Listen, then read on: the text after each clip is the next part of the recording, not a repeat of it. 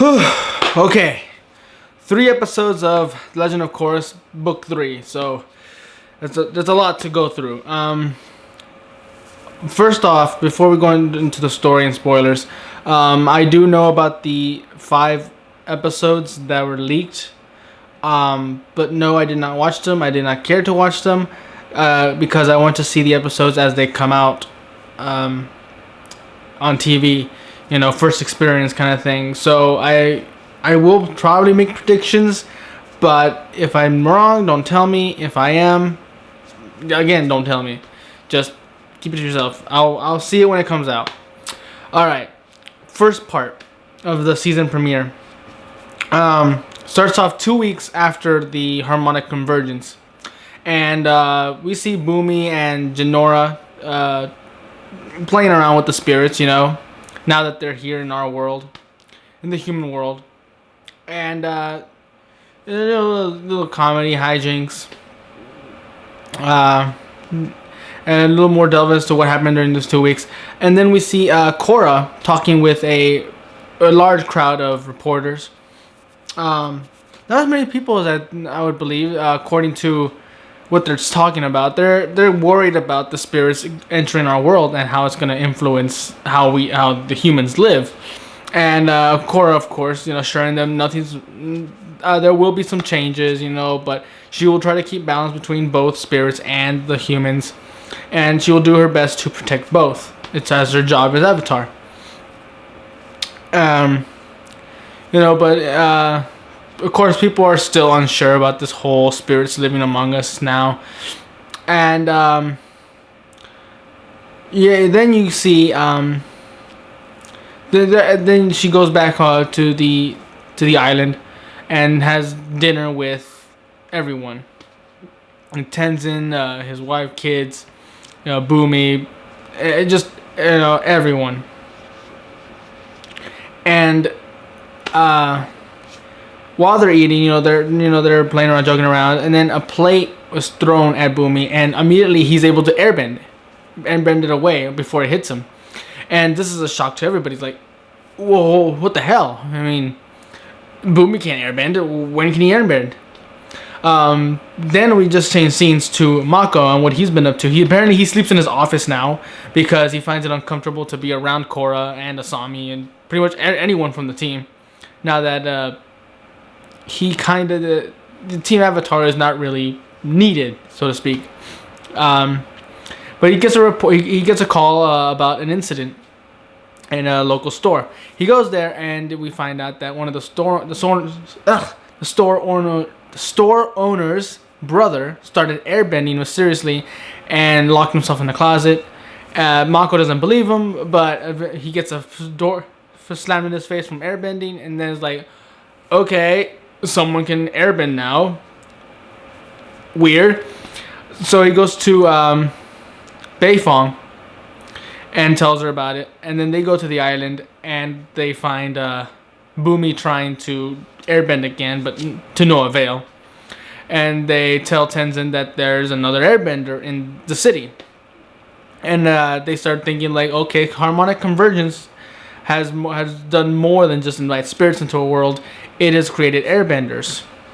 I guess it's the spirit world's way of balancing the worlds. Like, we noticed that there are no airbenders, or there are very few airbenders in this world. We got to fix that.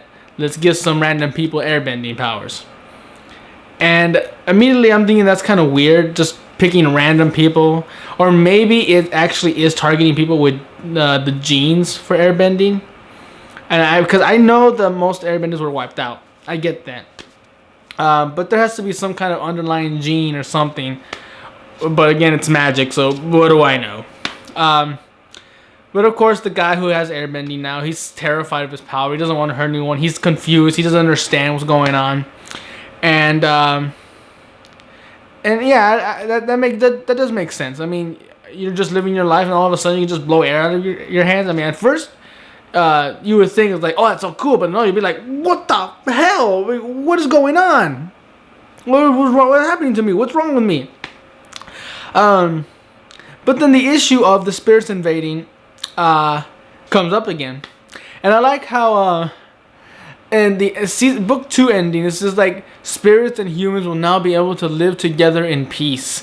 And then the first episode here is like, us, the spirits are invading my home. You know, they're just pushing through with these vines. It's like, what the hell, spirits? I mean, didn't you have plenty of room in the spirit world? I mean, why you gotta invade here too? And immediately the spirits seem kind of like pricks. They're assholes. They don't care about the humans. Just pretty much as much as the humans don't care about the spirits. But, you know, you would think that the spirits would at least try, you know. But a lot of the spirits just seem to be kind and gentle. And, yeah, for the most part, the little bunny that can fly is... there are some spirits that are gentle, but for the most part, the ones that are trying to invade are just kind of pricks. And Korra is, of course, you know, trying to keep balance, you know, trying to keep the arguing down.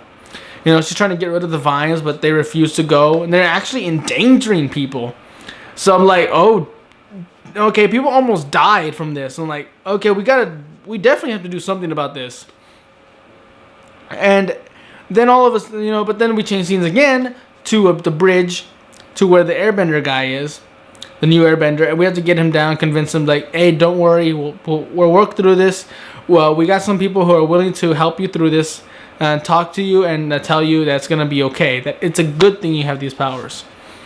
And you know, he comes down, and you start to see Tenzin is really excited about this, and it makes sense. I mean, for so long he's had this burden and his family of being the only airbenders to carry on this legacy all by themselves.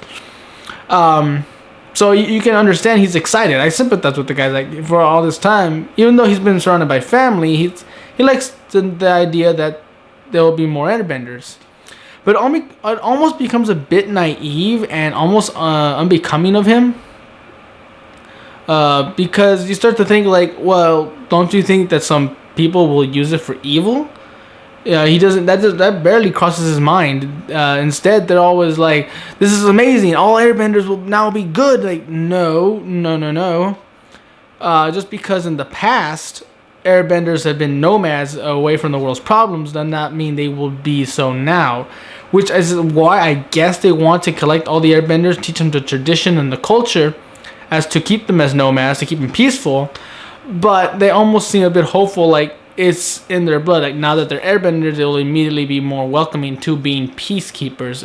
That's not going to be the case. However, I believe the president of Republic City is angry that not just the spirits are invading, but now people are just randomly getting airbending, and he feels uncomfortable, and he gets the feeling that the people are uncomfortable as well. So he tells the Avatar to get out of the city. And I'm thinking, okay, there's no way she's gonna leave the city. She has to keep balance. She has to, you know, do something, because these spirits, as much as she wants them to live in peace, they're clearly not gonna just leave. They're just trying to invade, and they almost hurt an entire building full of people. So of course we're gonna fight that back, right? Like, nope, she just leaves. She just gets ready to leave. Like, okay, Asami, get us a giant airship for us to travel all the way throughout Earth Nation to find these new people with airbending powers. And it was just like, okay, so we're just gonna leave Republic City to their own, to handle the spirit problem by themselves? That seems kind of irresponsible. And it almost seems off-putting about her character. And I don't know what to think about it. I mean, the point of being an avatar is to keep balance, sure. But finding airbenders and recreating the air nomad nation, and it doesn't necessarily seem to be something the avatar should be doing when there are spirits trying to invade Earth, human cities. So that kind of made me think, like, I don't know about this whole leaving Republic City to just travel the world. And I know that's what the writers promised, and I would want that, of course. I mean, the idea of traveling the world again, seeing all the people, how things have changed over the 100 years that we've been gone, is great. I want to see the world. I want to see it to expand. But the idea that she just leaves Republic City to deal with its own problems against the spirits, just seems kind of irresponsible, to say the least. And I know she's still young, she's still learning, but she brought the spirits into this world without asking anybody.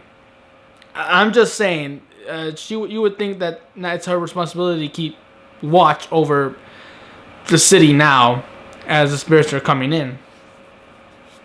But anyway, that's pretty much where part 1 ends. So all in all, it was a good first part. Again, there's the issue of just leaving a Republic City to pretty much, I would assume they're doomed, because I don't know how they're gonna fight back the spirits and they're invading the giant vines that can crush buildings. So poor Republic City, you know, I gotta worry about that. I mean, sure, Lin Bei Fong's still there with a bunch of earthbenders, but I don't know what they can do against these giant vines that keep growing back out of the ground. And spirits that, as we've seen before, are actually very dangerous even to other benders. So I don't know how it's gonna work out. Poor Republic City. When they come back, it's gonna be nothing but rubble and giant vines popping everywhere. But other than that, I really like Boomy in this one. Lin Bei Fong is definitely had more of appearance. But again, now that they're leaving Republic City and she's staying behind, I'm wondering how is she going to be introduced back into the story of traveling the world? Who knows? The whole Mako thing and him being uncomfortable being with everyone actually does kind of make sense. When you've had a relationship with 2 girls that you work with and you break up with both of them, or essentially they break up with you, it is uncomfortable to come back. So of course, sleeping under his desk in his office, again, hilarious, but also kind of, I sympathize with the guy. He's like, yeah, it's got to be uncomfortable. It's just weird. It's a weird feeling. But I'd like to see where that dynamic goes. I don't want to see another relationship because that was just got in the way a lot in the first 2 books. But I do want to see them close friends again. I do want to see them work through this. Bolin, great comedy again, but other than that, he hasn't had much time to shine nor do anything. No subplots with him. All in all, this was a good first part, and hopefully the second one lives up to it.